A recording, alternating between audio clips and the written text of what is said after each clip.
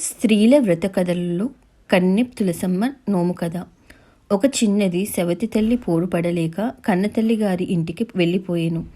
సవతి తల్లి ఆ పిల్లను తీసుకురమ్మని భర్తను వేధించెను. కాని అతడందుకు అంగీకరింపక ఆమెనే వెళ్ళి ఆ పిల్లను తీసుకురమ్మని చెప్పెను. ఇంకా చేయునది లేక ఆమె సవతి పిల్లను తీసుకువచ్చుటకు పిల్ల అమ్మమ్మగారింటికి వెళ్ళి పిల్లను పంపమని ఆమె తాతనడిగెను. ఎంతో నిష్ఠురము మీద ఆ పిల్లను తీసుకొని వచ్చెను. ఒకనాడామె తులసమ్మకు పూజ చేసుకొనెను. అది చూచి ఆ పిల్ల సవతి తల్లి వెళ్ళిన తర్వాత అరిసె ముక్కను నైవేద్యం పెట్టి తులసమ్మను పూజించెను. ఆ చిన్నదాని భక్తికి మెచ్చి తులసమ్మ ప్రత్యక్షమై, చిన్నదాన, నీవు పూర్వజన్మలో కన్నె తులసమ్మ నోము నోచి ఉల్లంఘించుట చేత ఈ జన్మలో నీకు తల్లి లేకపోయినది. అందుచేత నీవు కష్టములు పడవలసి వచ్చినది. కావున నీవా నోమును నోచుకొని సుఖపడుము అని చెలివిచ్చి మాయమయ్యెను.